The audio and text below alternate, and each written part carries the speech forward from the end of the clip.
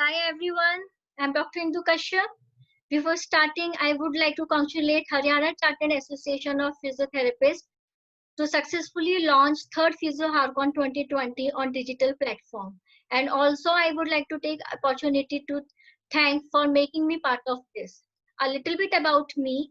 I am founder of Health Specifics, where we emphasize and specialize in treating female-related conditions. So today my topic is going to be female-related condition, which is very common yet unspoken. Why is it so common and still unspoken? There are so many reasons related to it. First, let's see what is urinary incontinence. The urinary incontinence is the involuntary loss of urine. So the urine gets lost when you don't want to lose it, and you are not aware and it's getting losing. Fine.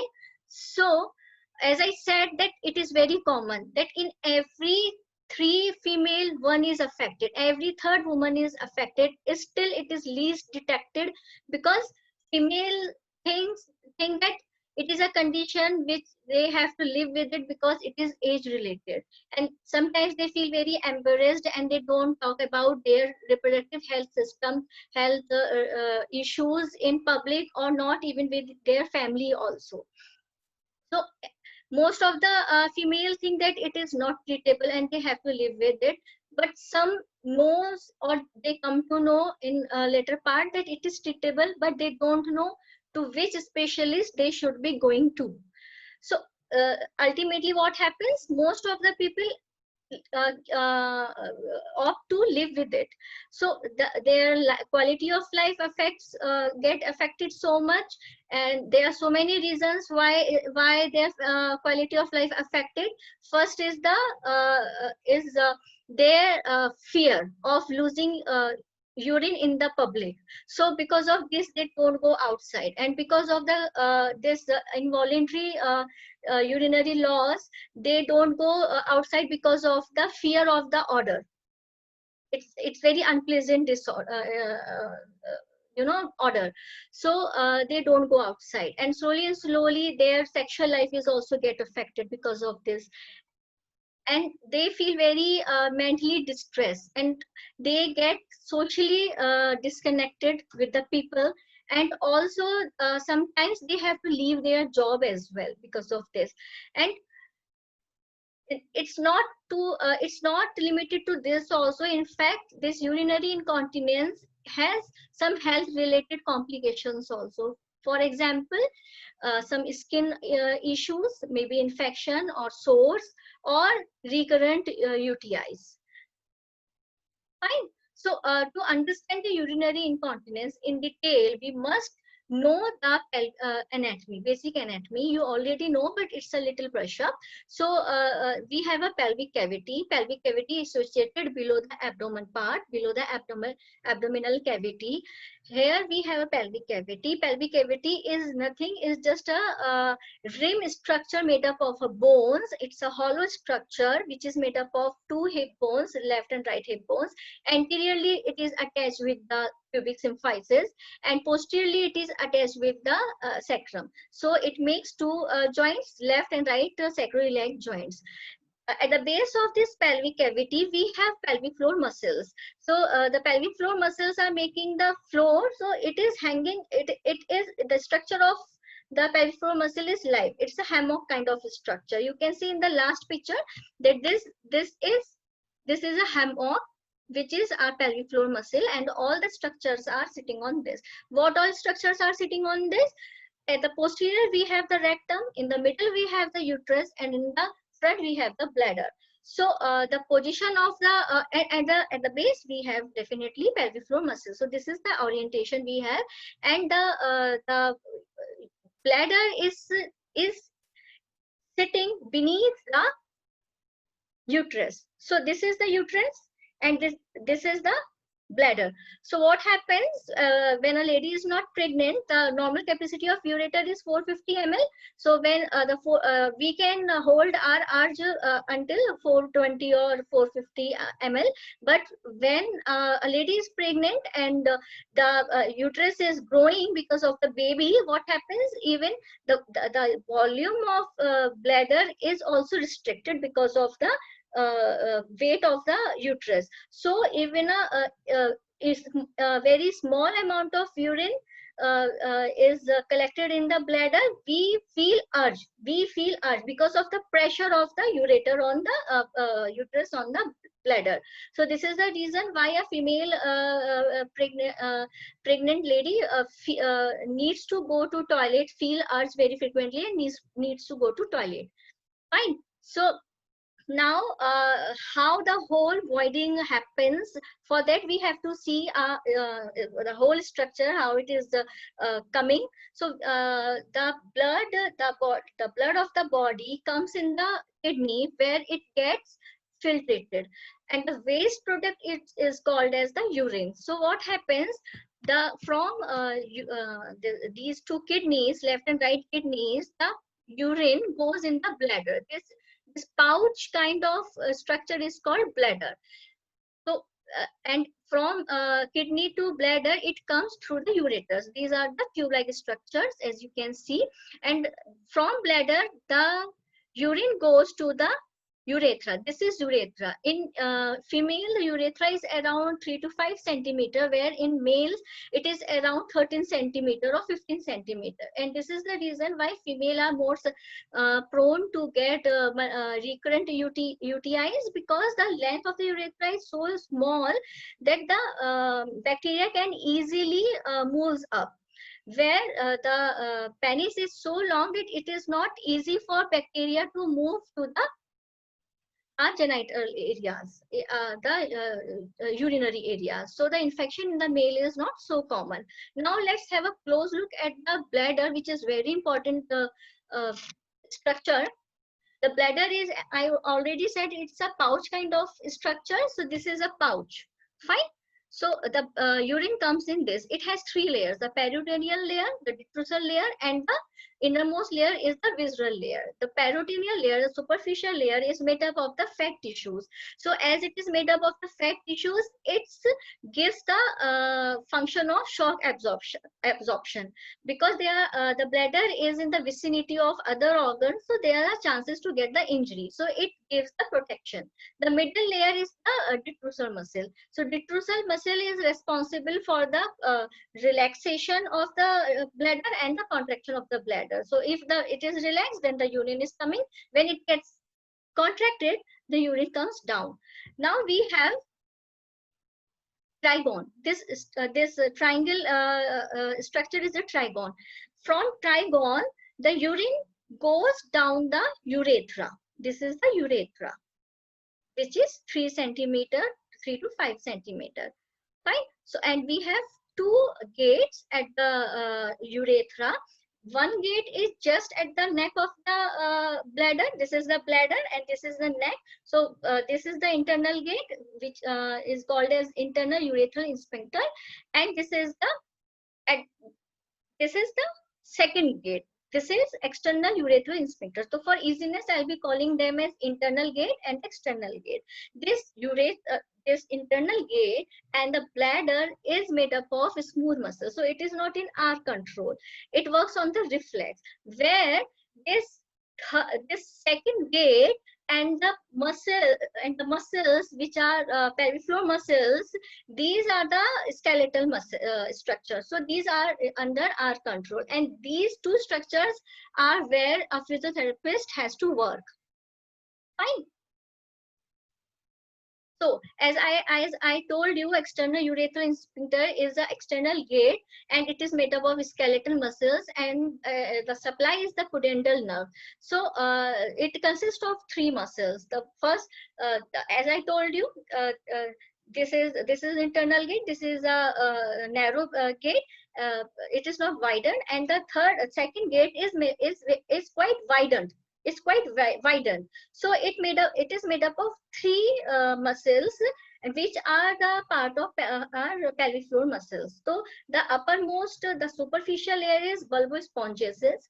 The second layer is urethra, compressor urethra, and the third is the urethra vaginal sphincter. So these 3 muscles are made our external gate. So this gate is very susceptible to get injury during childbirth. So we'll be looking forward that what are the etiologies.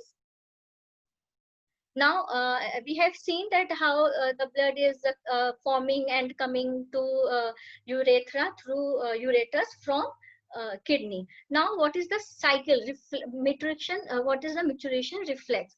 So what happens? It is consist of 4 stages. The first stage is bladder filling stage. In this stage what happens? The bladder is relaxed so that the urine can come in the bladder. So it is when it is around half fill, as I said that the capacity of the ureter is around 450 ml, but when it is half filled, say around 320 350 ml, so what happens? We get the first urge, but that urge is the urge when we can say no, I can wait for 30-45 minutes. Okay, so that is the first urge. So in that what happens in that case? When the urine is continuously coming, so when urine exceeds this 350 or 380 ml, what happens?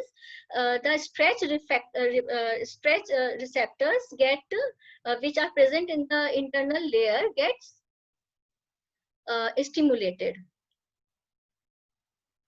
See, the uppermost layer is the peritoneal muscle, the middle layer is the detrusor muscle, and the internal layer is the visceral layer.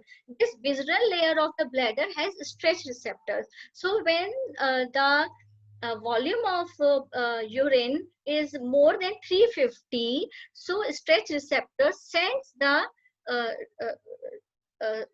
impulses to the higher center through parasympathetic nerve, that is hypogastric, that the urine is collecting more and more. Now it is the time that the internal gate should get opened.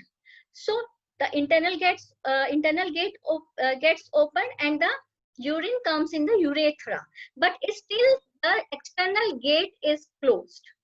Okay, now what happens? As the urine is getting collected, when it reaches to the maximum capacity, that is around 450-440 ml, then there is the inhibition of pudendal nerve, because the pudendal nerve is responsible for the continuous contraction of the this external gate and the pelvic floor muscles. So pelvic floor muscles are tight, are toned, and external gate is closed, so the urine is not leaking. So this is the importance. But when there is an inhibition of the pudendal nerve, so what happens? This external gate gets opened and the pelvic floor muscles are relaxed. The urine which is present in the urethra comes down and the voiding happens. So this is the maturation reflex. Okay, so what is the nerve supply? Nerve supply is mainly through the pudendal nerve.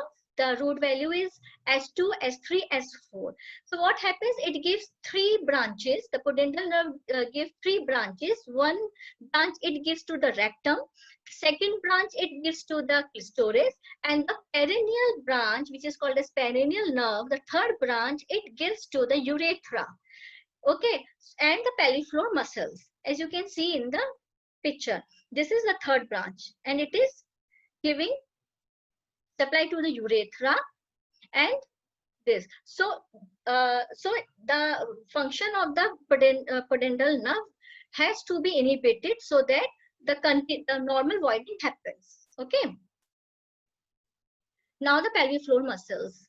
Pelvic floor muscles are a hammock kind of structures. These are the hammock structures. They are hanging like this, and this makes the base. Okay, it has 3 layers: the superficial layer, middle layer, and the deep layer. Superficial layer. The superficial layer has 4 muscles, and middle layer has 3 muscles, and the deep layer, which is called as the pelvic diaphragm, has 4 muscles in total. In superficial layers, we have 4 muscles it's very easy to understand. Don't get it's very easy. So the mnemonic is SBIA. So S is for superficial transverse perineai. So it is present in the horizontal alignment. So it is lying in the transverse plane. So superficial transverse perineai. Second is B. B means bulbocavernosus muscle. So as the name suggests, this is present around the vagina. Okay. The third muscle is ischiocavernosus. Ischiocavernosus is the muscle which is making the borders and is attached to the ischium tuberosities. Okay. So this is ischiocavernosus. And the fourth muscle is A. A means external anal sphincter, or we can say anal sphincter externi. Okay. Now the middle layer. Layer has three muscles, and the mnemonic is detrusal affects continence. Definitely, it affects continence. So the first muscle for this is deep transverse perineum. In the superficial layer, we had the superficial transverse, and in the second, in the deep middle layer, we have the deep transverse perineum. So this is the muscle. The horizontal muscle is our deep transverse perineum, and the second muscle, external urethral compressor. This muscle is present around the urethra, and it causes our compression of the urethra so that we can hold urine. Okay. And the last muscle is compressor urethra, and the function of this muscle is also the same. Now the deep layer. Deep layer is very important for the physiotherapy point of view. Deep layer has four muscles, and the mnemonic is can I please pee. So C means coccygeus. Can I? I means are iliococcygeus. Can I please? Please pee means are puborectalis. And can I pee? Please pee. Last P means pubococcygeus. So these three muscles, puborectalis, pubococcygeus, iliococcygeus, makes our levator ani. So pelvic diaphragm is made up of mainly two muscles, coccygeus and levator ani, and levator ani is consist of three muscles. Now the function. Now the PFM functions. What are the functions?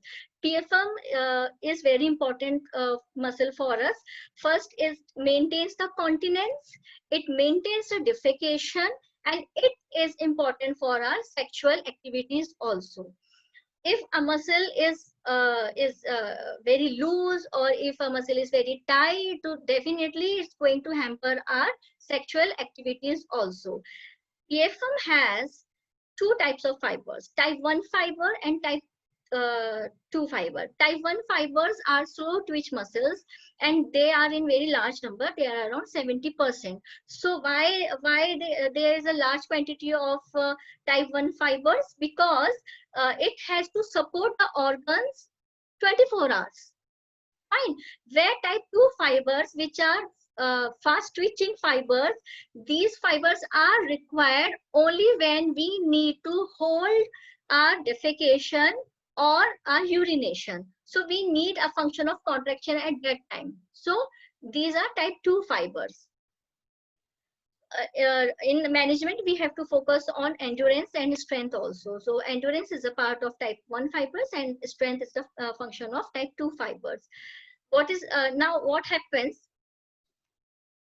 There is a if there is a co-contraction of transverse abdominis muscle with PFM. If the contraction is in moderate, it is normal. But if there is so much contraction of the abdominal with the pelvic floor muscle, then we have to optimize it because it is not normal.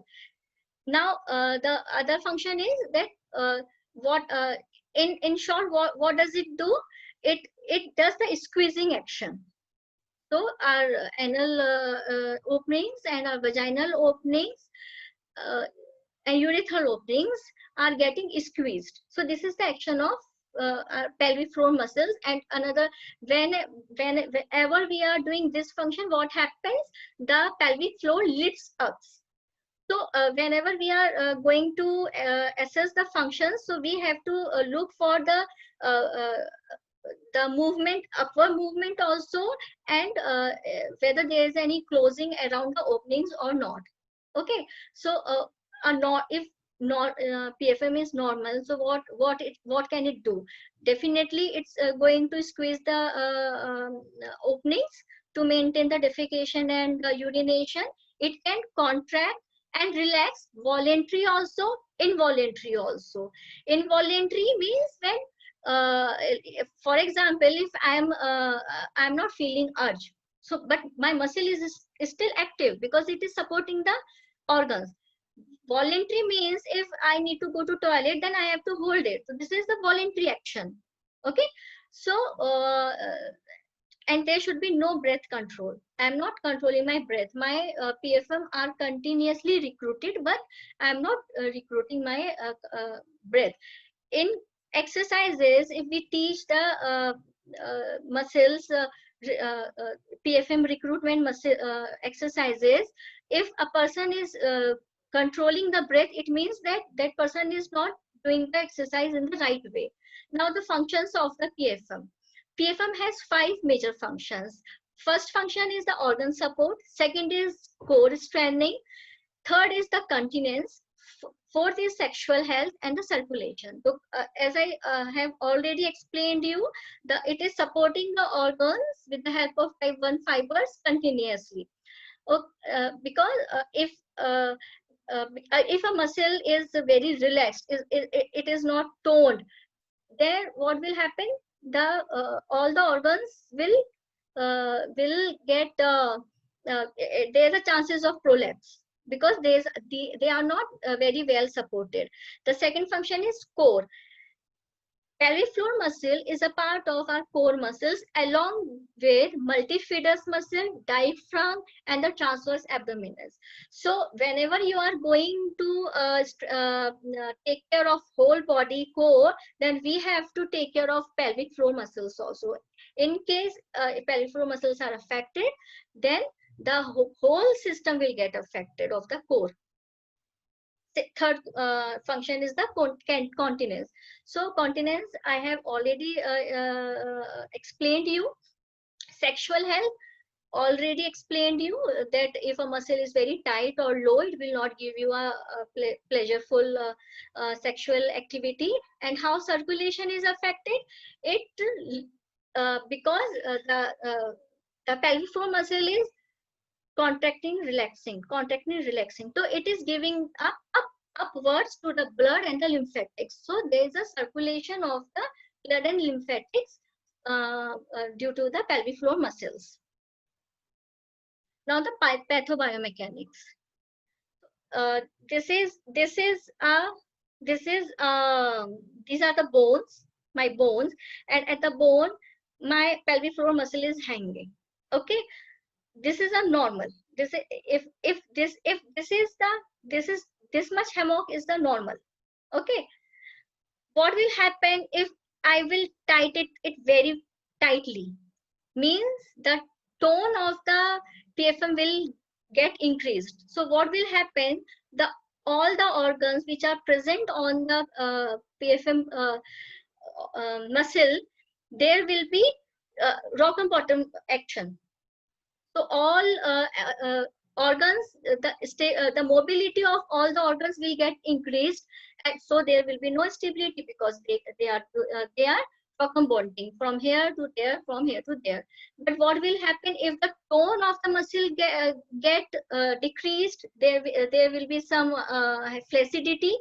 In that case, what will happen? The hammock will hang like this, very deep, very deep. So in that case, what will happen? All organs are here, so their stability is good because they are not going anywhere, but their mobility will get decreased because they are not going anywhere. So their stability is more. In this case, the incontinence or prolapse happens. And what happens in the case of hypertonicity of the PFM? We get constipation, and we get dyspareunia, pain during the sex, and we even get some abdominal pains also because muscles are giving spasm. So for our concern today, we is hypotonus muscles because it is giving incontinence. What are the reasons for getting hypotonicity of the muscles? First is pregnancy. In pregnancy, what happens due to 9 months pregnancy, the muscles are getting in the creep. The mechanism of creep is happening. Muscles are getting stretched because of the baby for around 5-6 months in the later life. The effect of this creeping is more, and because of relaxin also the muscles are getting relaxed. Due to labor, what happens in the labor, we are pushing so much pressure on the towards the downside that our muscles are getting so much stretched. So whenever there is a prolonged stretch labor, more muscles are getting hampered. And same happens in the cesarean also. In cesarean, what happens if there's emergency cesarean? So if a lady was planned to have a vaginal delivery, so she was pushing she was giving so much push, so damage has happened. But due to some another reason, she had to go to cesarean. So because of that pressure which happens in the normal delivery also, our muscles are getting stretched. Now what happens during childbirth? Sometimes we have if the baby is not coming out easily, we use forceps also, or we have to cut the muscle which is called as episiotomy. In that case also, because of the tear, muscles are getting weak.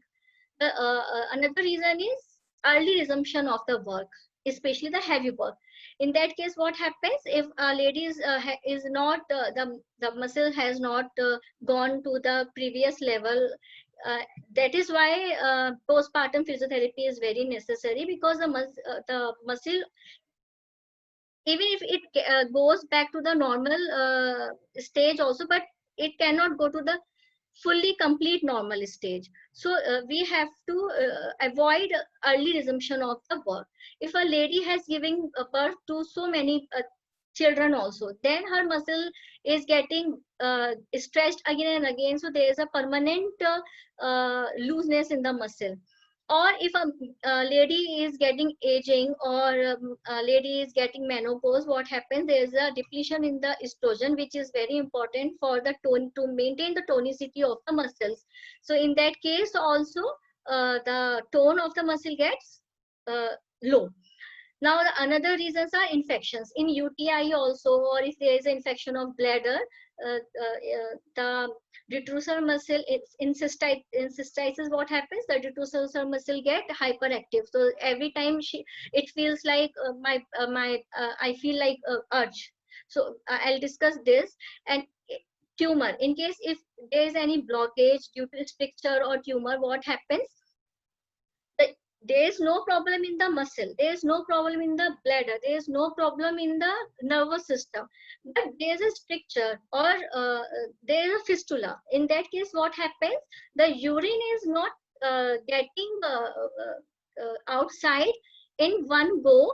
Or in fistula, what happens? Fistula are the abnormal openings in the system. So urine is rather than going to the urethra and down, it goes in the fistula. So in these cases, we have overflow incontinence, where it is a continuous dribbling, because we are not able to urinate in one go. If there is increased intra-abdominal pressure due to coughing, or due to any activities which involve for example, your jumping, your skipping, your cycling. So whenever we are going to take assessment, we have to look after of recreational and occupational history also. In occupational is like that, if a patient is working in mine, then definitely there are chances to get respiratory illness and the chronic cough. So chronic it is seen that in the chronic cystic fibrosis, the association of urinary incontinence is very strong. Now, another one is the morbid obesity. If a person is very heavy, then what will happen? It will give the pressure to the abdominal the pelvic floor muscles. So again, it is giving the pressure on the bladder. It is causing our urge incontinence. Now, the disruption in the core stabilization. If any muscle of the core gets disturbed, our pelvic floor muscles will go into toss. Now, congenital anomalies. Congenital anomalies, like for example, if a person has a small size of urethra, then it will give it will not be able to hold that urine in the urethra. Now, another reasons are functional or cognitive impairments. In functional, it's like, okay, I am not having any issue, but I have fracture, so I am on complete rest on the bed. That is why I am not able to go. So functionally, I am compromised. And cognitive, if a person is in delirium, so that person has no sense when to evacuate, when to control, because there is no connection between her brain and her pelvic floor muscles. Now, another reasons are the systemic reasons. For example, diabetic mellitus. In these kind of conditions, there is a formation of urine more, and also in kidney diseases or in hypertension. So these are few conditions which leads to increased production of the urine. Some drugs related or diet related issues are also associated with it. It is commonly seen when if a person is alcoholic, the urine production is more. If a person is fond of caffeine, then or spicy food, then also the urine production is more. Now the dysfunctions we have already discussed. Just a brush up. This is the hammock. This is the hammock, and these are the organs sitting on this. So any three organ can come out as a prolapse, be it bladder, be it uterus, or be it your rectum. So this is called as organ prolapse.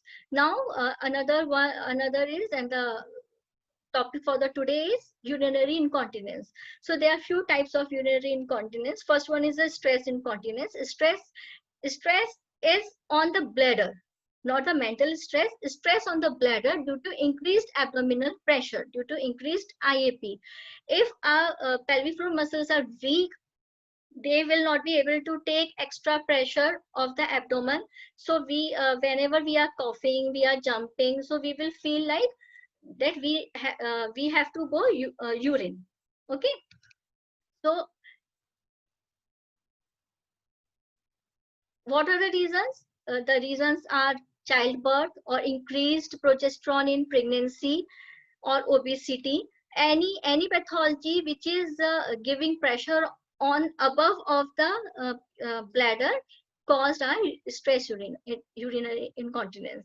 Now the urge urinary incontinence. The urge is where when the detrusor muscle is hypersensitive.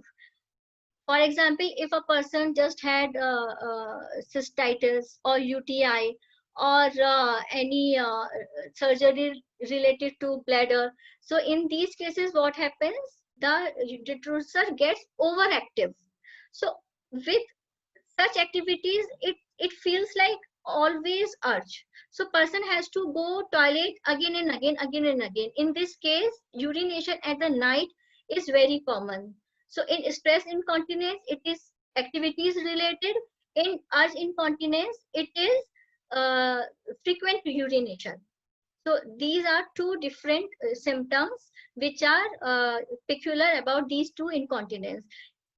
The third type, we can have mixed incontinence. In stress, we can get we can get the symptoms of urge incontinence also, or stress incontinence. And the etiology can be of both. It is a mixed kind. And the Fourth one is the overflow urinary incontinence. In this, what happens? I already told you, if there is a blockage anywhere in the genitourinary or the urinary tract infection from anywhere from kidney to urethra, then what will happen? There will be no evacuation of bladder in one go. So a person will keep on dribbling some amount. So the main symptom of overflow incontinence is the dribbling. Dribbling can be of any range. Now, functional urinary incontinence. It is again related to our functional inability to go, or if a person has some cognitive impairment that he is not able to control. Now, the general assessment we come. Assessment is divided into two parts, general and the pelvic related. In general, what happens? First, we have to take care of the contraindications for the invasive physical exam. If it's very necessary in the pelvic rehab patients to take written informed consent form. If there is a lack in this, then you cannot go ahead. Okay. So what are the other contraindications for it? When you cannot do the invasive physical examination with the help of your finger or any device, the purpurum. First weeks are called as purpurum after delivery. Then if you have any active infection, or you are bleeding, or you are currently pregnant during that time, or there is a history of sexual abuse, there is a current severe pelvic pain, or the age of the patient is less than 18 years, or the patient is pediatric, or there is not MD approval, some restriction due to maybe surgery, or she had recent radiotherapy, or if a therapist has lack of knowledge of invasive physical examination. Now come to the general assessment. General assessment, demographics, age, because the age is a very important factor. For example, stress incontinence is very common in older ages, and detrusor and this urge incontinence can happen in any age. So demographics are very important. Now come to the occupational and recreational. If a person is working in any mine or something like that, that has to be documented. If a person is fond of jumping or any activities which can increase the intra-abdominal pressure, that has to be noted down. Now we have to look for the leakage symptoms. What exactly are the symptoms? What is the duration? Are you using any pad, or do you go to the night, that is nocturia? Or do you have, is there any social impact? What is your mental status? What is her mental status, or any associated problems like low back pain or groin pain, because it is a part of our core muscle. So we have to look about those other peripheral areas also. Now in review of system, or we have to look for if a person is having any hormonal disorder, for example, polycystic ovarian disease, it shows that a person is a hormonal disorder, diabetes mellitus or menopause, any injury to hip, abdomen, because again it can lead to disruption of the core muscles, any respiratory disorder, or any digestive problem, for example, irritable bowel syndrome. So if a person is having constipation, then there are so many chances that her tone will be increased. Okay. So now we come to the gynae history. So what we have to ask for the gynae history: do you have any hernia or any surgery? Is this your first pregnancy, or have you ever delivered? Are you is there even you have conceived or not? still, or what's her menstrual history. Now we have to look for her sexual history also. Is there any past history of abuse? Because if there is a past history of abuse, we will not do the transvaginal examination. There's what all drugs are you taking, because cholinergic drugs are responsible for increased production of the urine, so we have to look after for even diuretics. So these are few drugs we have to look into account. Then lifestyle history, like in lifestyle history is like what are you eating, and are you straining while bowel. All these we have to look. Are you taking alcohol, are you smoking? So all these things will come into lifestyle history. On observation, what we will see, the mental status, because most of the time people are very depressed, and we have to look for the thing also, that is a patient cooperative, will she go to the end level of the pelvic rehabilitation or not. So we have to look into account all these things also, so that we can decide the complianceness and according the treatment plan. Now we will look for skin. Is there any atrophy? Is there any inflammation? Is there any moisture related skin damage, or there is any irritation? So we have to see for these things. In the abdominal region, we will look for any node or any tenderness or any distension, because distension is the sign of overflow distension, incontinence. In the perineal region, what we will see? We will see any scar, any edema, or any redness, or any prolapse is there, or a urine is there, drops of urine is there while you are assessing. In standing, what will we do? When lady is standing, we will ask her to cough, and then we will see if urine is coming out, or we will see if any there is a prolapse, any organ is coming out, and definitely we are going to see the function of PFM also. Now on palpation or examination, we will the female will lie down in the lithotomy position. In that position, what happens? The whole perineal part of the lady is in front of us. Okay, so in that case, what we'll do, we will look for all these things. We will do the transvaginal examination.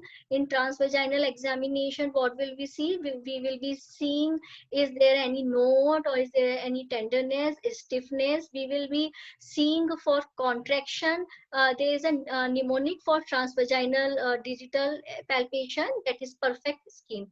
In this, what happens? P for power. So what will we do? We'll be with the transvaginal examination, we'll be seeing the power of the contraction, that how strong she can hold. Now E for endurance, for how long she can keep on holding my finger. In the repetitions, we will be seeing that how many times she can contract and relax, and there should be complete relaxation. It's not like that contract relax. It has to be contract and complete relax, then contract. So how many times she is doing it? Now perfect. F for fast contractions, that what is the speed of her contractions. See, for example, if I am able to do contraction and full relaxation, but in 5 seconds I am doing only 2 times, but another lady is able to do it 4 times. So her condition, the condition of her pelvic floor muscles are better than mine. So we have to see for the repetitions also, that how fast she is contracting. Then E for elevating the vaginal wall, present or not. So in this, what we'll be seeing, that whether a lady is able to pull her vaginal up or not. Okay, so and the C is for contraction of abdominal muscles. So we have to look for the co-contraction of the abdomen also. And T, timed for the whether the contractions are in the synchronized form or not. Okay, so these there are many other investigations also to check the pressure and strength endurance. These are manometry and peroneometry and dynamometry, but these are very invasive and cost effective. So in normal practice, we are going with the transvaginal digital palpation, and this is very easy.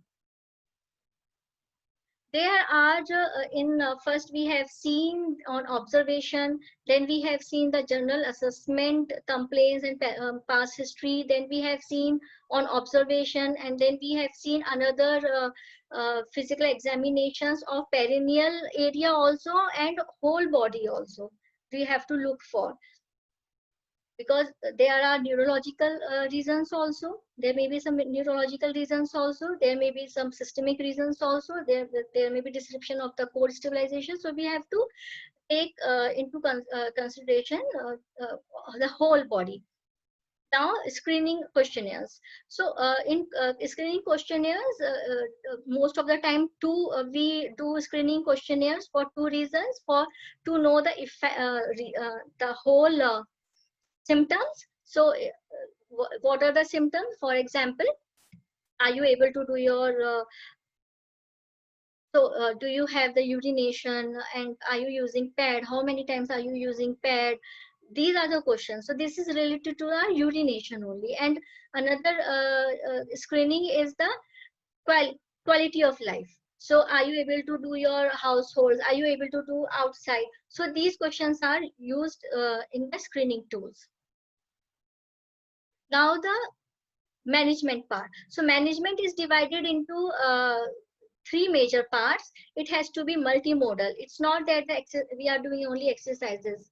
So in behavioral, in three parts. The first one is the behavioral therapy. Second is the peripheral muscle training, and third is the adjunctive modalities. So in behavioral therapy, what comes? Lifestyle modifications and bladder retraining program. In lifestyle modifications, what happens? We counsel the patient that and the attendants that this is a condition and this is what happening to you, and we give emotional support, social support to them. We talk about the diet, that you must stop taking bladder irritants like caffeine, citrus fruit, or spicy food. So these are the things which causes our increased urination, and we will ask them to take fibrous fruit so that there is no constipation and no intra-abdominal pressure increment. Fine. So now we have to ask them to manage their fluid intake also. Sometimes what happens, females try to restrict their fluid intake so that they don't have to urine more. But what happens, the urine gets concentrated. Again, it is a irritant. Now there's a barrier to the toilet. There should be no barrier. There should be a proper lifting and moving properly so that there is no increase in IAP. Alcohol and smoking there should be ceased. We must have to maintain the hygiene. The weight should be in control. We need to do some routine exercises to keep a whole body strong. And we must talk to the doctor if there is any alternative medicine, or if a medicine can be stopped which is causing our increased urination. Now the bladder retraining program. In bladder retraining program, there is no muscle training. What happens, we ask patient to maintain a bladder diary. In bladder diary, she writes that what is she eating or drinking, and when she is going to toilet, and how much she is urinating, the amount. These all things are maintained, and according to this chart, we make a customized program. In this program, we ask lady to, for example, if I feel to go toilet in every 30 minutes, then I will ask lady to try to hold it for 10 minutes. Try to hold it for 10 minutes and distract your mind, and don't do urination, and just we apply the neck technique. In neck technique, what happens, whenever I'm feeling to go toilet, I will even if I have released little bit of urine, then I will have to stop myself. I have to gather myself, and then I will strongly try to contract my pelvic floor muscles, And what will happen then? I have to continue the same activities. So this way my muscles will get automatic reflex that yeah, now I can wait. So slowly and slowly we have to increase that weight. Initially 10 minutes, then 15 minutes, then 20 minutes. This really helps. And we have to keep on giving the positive feedback to the patient that yes, you are doing good. And it is really very helpful, this behavioral training. Now we come to the pelvic muscle training. So in pelvic training muscle, what since it is a skeletal muscle, so in skeletal muscle the formula of training is the same. We have to do motor training, strength training, endurance, and then we have to flexibility and coordination and functioning. In motor function, what happens, uh, most of the women don't know what is the pelvic muscle and how to what is the function and how to contract it and how to relax it, how. So what we do in these cases, we give them verbal cues that please try to hold for example, just imagine that you are you want to pass your gas or urine, but there is no space. So you have to control it. So that the muscle, the working during that control is your PFM muscle. So these are the cues which are giving to the female, so that she can know that okay, this is my PFM muscle. Sometimes we lady can use mirror also in front of her, so that she can see, okay, yes, I'm able to contract it or I'm not able to contract it. We can use some devices also inside, for example vaginal cones. In that what happens, when we have any device inside and we ask her to hold, so it will be easy for her to follow that. So she will uh, hold so that that cone doesn't fall down. Or we can give some stroking or some facilitatory techniques. We can therapist can stroke. So these are some techniques which helps in the. And we use the electrical biofeedback. In biofeedback, what happens that the muscle on which we want to work, that is PFM muscle, gets stimulated with the help of current. So at that time, slowly and slowly the lady start coming to know, okay, this is the muscle I have to work on. And she can see herself whenever she contracts, the biofeedback machine tells her that yes, you recruited this muscle. Now the strength part. The strength part is the in this we are going to work on the fast twitch muscles, which is responsible for the continence. So what will happen, we have to follow the rule of overload. In this case we will ask patient to contract her muscle maximally, and then we will ask her to do just relax, just contract your muscle as much as you can, and then do again and again, do it again and again. Okay, contract, relax, contract, relax. So what will happen, this will lead to the hypertrophy of the levator ani muscle, the pelvic floor muscle, and the muscle which is loosed will get hypertrophied and it will come up because of the hypertrophy. So it will give the support. In endurance training, what happens, we are going to train type 2 type 1 fibers, which are responsible for our defecation and incontinence. In this case, what we do, we ask patient to contract her pelvic floor muscle up to around 85%, not 100%, and we ask her to do the repeated motions, or repeated repetitions, and we ask her to hold. So when we are asking her to hold, so what's happening, it is increasing her endurance. So this is the endurance training. Now we come like any body part, we are going to we rehabilitate we progress the exercises. So in this case also we will progress the exercise. And how will we progress the exercise? We can progress the exercise with the help of weight. We can ask patient to hold the weight, and there are various weights are available with according to their weight. So first we will ask with the 5 gram weight, then we will increase to 10 gram weight, and then we will ask we can progress in a way that okay, now you are able to sustain for around 2 seconds, try to increase for 3 seconds.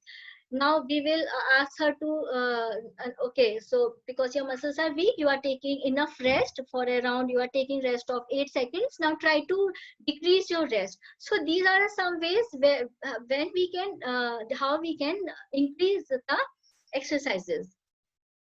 Now the flexibility, because the internal muscles get tight, so what will we do in this case? There is a device which is called as dilator. It goes inside the bladder, and it stretches the muscle. Fine. When there is a stretching, so there is a improvement in the flexibility of the muscles. What happens in the coordination training? In coordination training, a lady knows now what is my PFM and how to contract it. She has gained strength and endurance, and good. She has good flexibility. Now she can do this alone. But what happens if I ask her to do it with, okay, raise your hand. So we have to coordinate it with other activities of whole body also. And now the last part is the functional training. In functional training is, if a lady is feeling urinate due to jumping, so we have to train her in her that thing, so that she will not urinate during her activities, which increases her intra-abdominal activities. So this is the last part, and this part needs so much adherence and compliance, and it is very important. Otherwise, without this, the rehabilitation is incomplete, because the patient will go, she will say I have good strength and everything, now she will leave, sometimes she will not tell you, and then she will come back to you that I have good on documents, but I am not able to do it when I am going outside. So functional training is very important. Now, there are some modalities, electrical modalities, which are used when a lady is not able to either understand what is PFM, so, or especially when she does not understand, she is not able to do the exercises also. So in that case, we uses electrical biofeedback or normal facilitatory techniques, that is also called as biofeedback. In this case, what we do, as I already told you, it is a part of motor relearning program. And in electrical biofeedback, what we do, we attach the muscle with the surface EMG, and then we ask her to contract or relax according to the EMG electricals activities. Now the last part is the electrical stimulation. In electrical stimulation, we give for 2-3 reasons. First is pain. A lady with urinary incontinence can have pain also, so we have to relieve that pain also. And then we have to strengthen the muscles, pelvic floor muscles. And sometimes, for example, in the urge incontinence, what happens, there is a overactive detrusor. Detrusor is very active, hypersensitive. So we have to decrease the sensitivity of detrusor. So that also happens with the help of electrical stimulation. Normally, there are 3 kinds of currents we use: TENS, IFT, and Faradic. And what all are the modes commonly using in the rehabilitation of pelvic floor are: we can stimulate our tibial nerve also, pudendal nerve also. Sometimes we have to decrease the we have to stimulate our direct sacral root, which is an invasive procedure, and this is the last opted procedure. First, we try to do it transcutaneously, which is our this is done by the help of TENS, and we can stimulate our S3 dermatome also. Sometimes the probe is taken inside, either in the vagina or anal also, to stimulate the muscles. So in electrical stimulation, there are three kinds. One is the electrodes are placed on the skin. Second is they are inserted in the vagina or anus. Third is it at the sacral, at the spinal root. So this is the stimulation we try to avoid.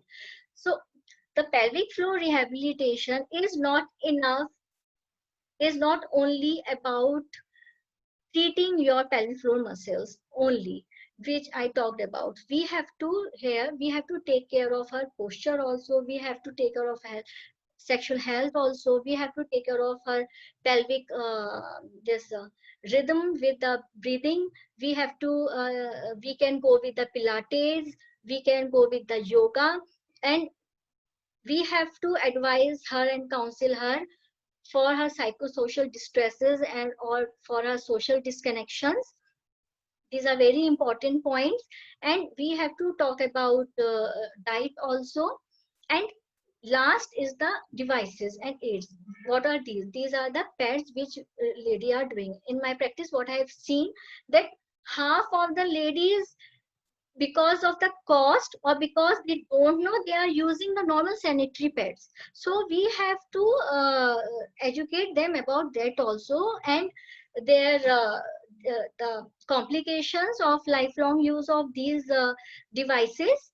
So the best part is the pelvic rehabilitation. So we have to conclude finally that go with conservative multimodal plan of the pelvic rehabilitation. Now, here the session is completed, and it's really very thank you to all of you for listening me. If you have any queries related to the session, please write me, or if you want to give any feedback, you can also write me. My Gmail address is given you, and also connect with us at Health Specifics FB page. Thank you.